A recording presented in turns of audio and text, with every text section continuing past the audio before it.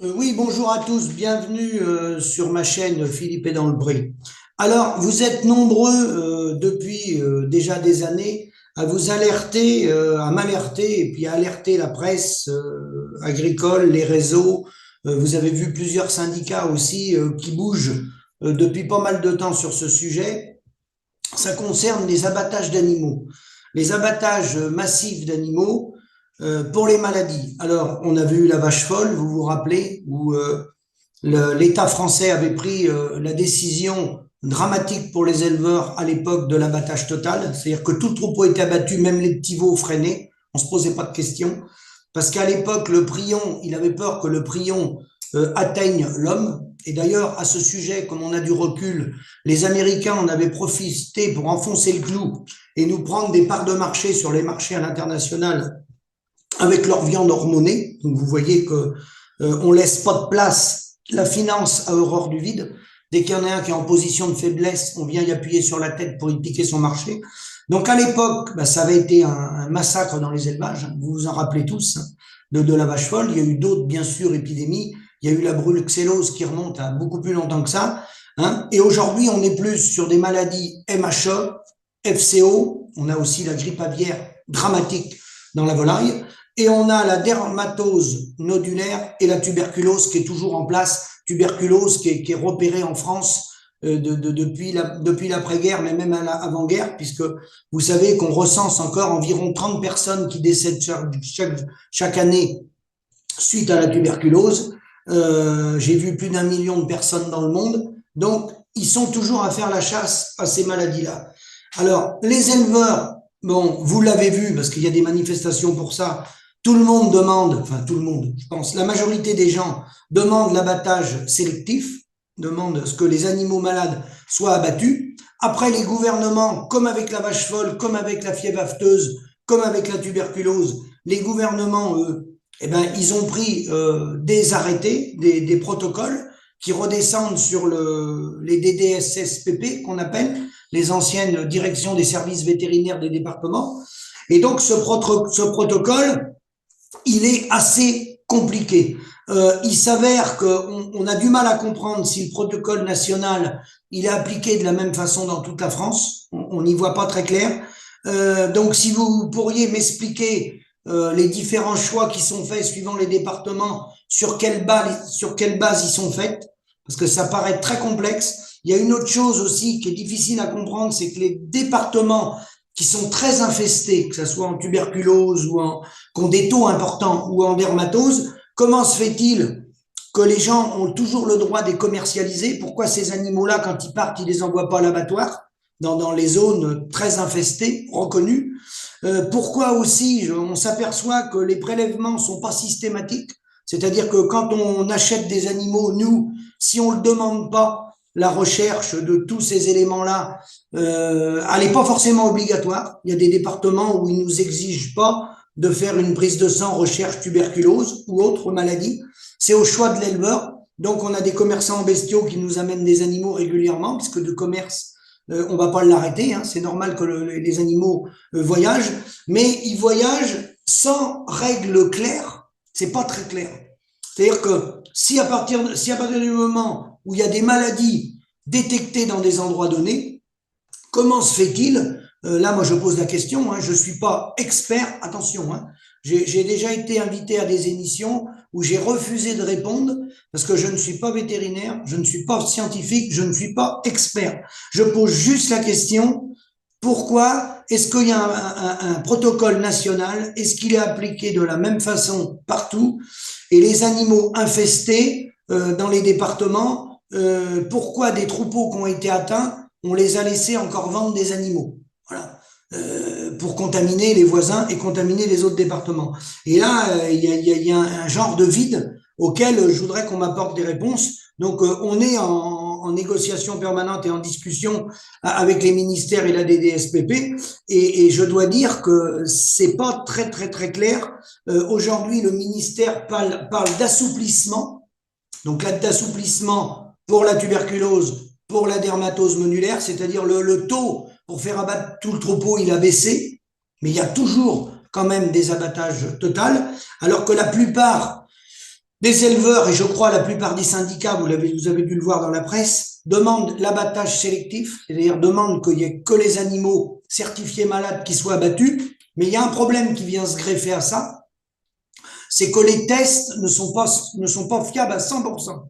Alors après, vous avez été nombreux à m'envoyer des mails, demander pourquoi, quand les tests négatifs, quand les bêtes sont positifs, il n'y a pas de débat.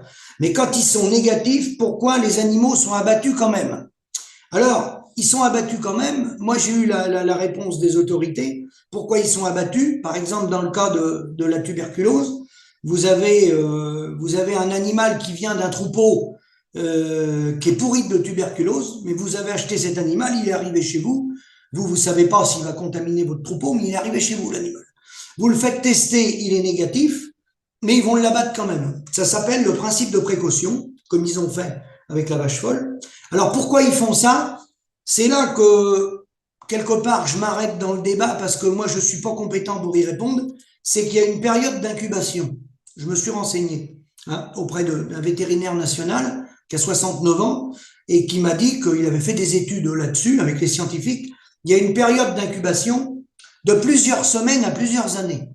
Et bien sûr, la tuberculose, on le sait, est contagieuse à l'homme. Il y a eu environ une trentaine de personnes qui sont décédées l'année dernière et 1 200 000 personnes dans le monde touchées de façon très grave parce que c'est contagieux à l'homme. La tuberculose, je parle.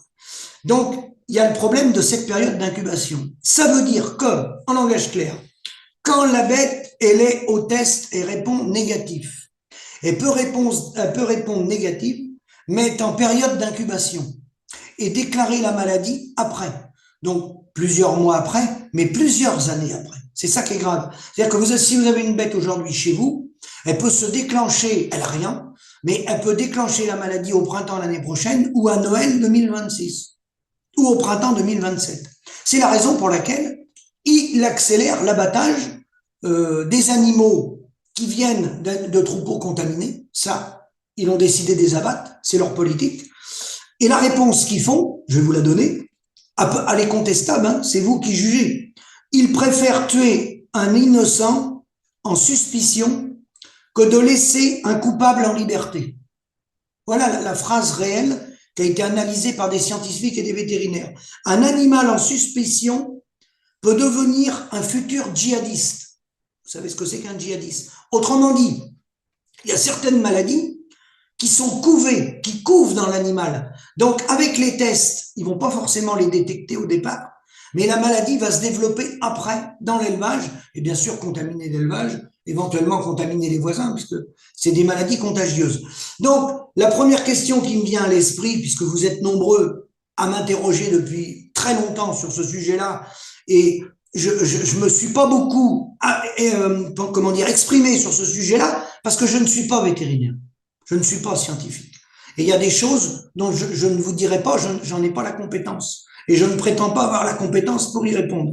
Ce que je sais, c'est que, et ce que dénonce la Confédération paysanne et la coordination rurale, ils demandent un abattage sélectif et ils demandent surtout une amélioration des tests.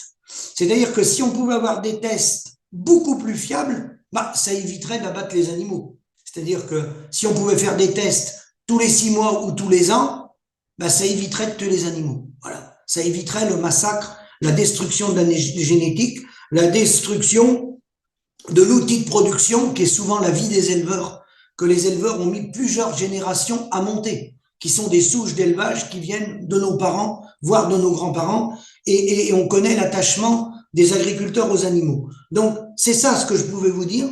Je peux pas vous en dire davantage parce que on passe des heures au téléphone avec des vétérinaires sur ce sujet-là. Et je peux vous dire que quand on a été 1 heure au téléphone avec un vétérinaire national qui nous explique les différentes maladies, la dermatose, la tuberculose, la grippe aviaire dans les hors-sols, je peux vous dire que c'est très, très, très complexe. Et bien malin qui peut dire, moi je prends telle décision, voilà, il n'y a qu'à d'arrêter tous les vaccins, il n'y a qu'à arrêter tout, on touche à rien, on n'abat rien du tout, et de dire ce qui va se passer dans 1 an, dans 2 ans ou dans 3 ans. Bien malin qui peut le dire. Voilà. Parce que là, on touche au sanitaire. Et donc là, moi, c'est pour ça que je me suis pas beaucoup exprimé là-dessus, parce que ça dépasse mes compétences. Je m'en remets aux scientifiques et aux vétérinaires. Je demande simplement qu'on y voit plus clair, parce que les éleveurs, ils voient pas très clair. Vous avez vu les communiqués. J'ai vu un beau communiqué de la Conf il y a quelque temps là-dessus, où ils demandent l'abattage sélectif, et puis qu'ils fassent un peu plus de pédagogie sur les protocoles, pourquoi ils les mettent en place, qui nous expliquent les fameuses périodes d'incubation, que les gens vont mieux comprendre pourquoi la bête carien elle est abattue. Elle est abattue parce qu'elle est peut-être en incubation de la maladie et ils ne veulent pas prendre le risque de contaminer le troupeau de l'éleveur et les troupeaux voisins. C'est la raison pour laquelle ils abattent les négatives. Voilà ce que j'ai eu comme réponse hier du National, réponse d'ailleurs qui est la même qu'ils font au syndicat. J'ai eu la même réponse qu'ils font au syndicat. Je n'ai pas eu ni plus ni moins d'éléments. Voilà. Voilà. Donc c'est des maladies très complexes. Certaines sont dangereuses. Ça remet en cause la sécurité. Hein. Voilà, la sécurité des populations. Certaines maladies, pas toutes, mais certaines. Et donc dans ces abattages totaux qui sont des drames. Hein, bien sûr, ils tirent le parapluie. Ils tirent le parapluie parce que je pense qu'ils ne maîtrisent pas tous les tenants et les aboutissants. Les tests sont pas forcément au top du top. Et pour éviter des catastrophes futures éventuelles à venir, eh ben, ils étendent certains élevages à l'abattage total. Et bien sûr que c'est un désastre, d'abord économique, ça coûte une fortune à tout le monde. Et puis en termes humains, vous n'allez pas réparer un troupeau que vous avez monté avec votre propre génétique, vous n'allez pas le remonter. Voilà. Même si vous avez 40 ans, vous n'allez pas remonter votre génétique. Il faut tout repartir à zéro. Donc, le but du jeu, de ma vidéo, c'est de dire qu'est-ce qu'on peut faire pour améliorer les choses. Abattage sélectif que les animaux malades, oui, ça coule de source. Mais une fois que j'ai dit ça, j'ai rien dit. Parce que si on n'a pas des tests très très fiables, quelque part, je parle en l'air. Je parle pour rien dire. Parce qu'il faut une fiabilité des tests. Et c'est cette fiabilité des tests où, dans certaines maladies, on les a pas forcément, la fiabilité des tests. Et aujourd'hui, je dirais, l'homme va sur la Lune, on est capable de beaucoup de choses, et là, il semblerait qu'on n'a pas les réponses à toutes les questions, et les éleveurs se font abattre des troupeaux, et certains troupeaux vont être abattus alors que on aurait pu faire autrement. C'est ça le drame. C'est que si on avait des tests et quelque chose de plus fiable, on pourrait faire autrement. Donc on aurait sauvé la détresse des éleveurs et on aurait sauvé quand même des troupeaux entiers. Et aujourd'hui, on n'est pas en mesure de répondre à cette question. Et c'est bien dommage. Donc j'espère que les autorités vont accélérer. Là, il y aurait de l'argent à mettre. Hein. On met de l'argent dans l'armement pour aller combattre la Russie. On pourrait mettre de l'argent pour protéger nos populations, parce que je rappelle que c'est la protection des populations. Hein, c'est la santé humaine qui est concernée pour certaines maladies, comme la tuberculose, mais il y en a d'autres. Ça peut être la santé humaine qui est concernée. Donc, ça serait bien qu'on pense à notre propre pays, hein, à la garantie de nos citoyens, de les protéger pour pas qu'ils soient malades. Et pour les protéger, pour pas qu'ils soient malades, je pense que la moindre des choses, ça serait de remettre de l'argent dans la recherche pour avoir des tests, même s'ils ne sont pas à 100%, qu'on se rapproche des 100%, et qu'on ne soit pas obligé d'abattre les animaux pour voir ce qu'il y a à l'intérieur. Et une fois qu'ils sont abattus, on dit, oui, c'est vrai, on s'est trompé. En réalité, il n'y avait rien. Donc, voilà, l'idée de ma vidéo, c'est de dire, je pense qu'on peut faire mieux. Je pense qu'un grand pays comme la France, on peut faire mieux. Voilà. Je vous remercie, à bientôt.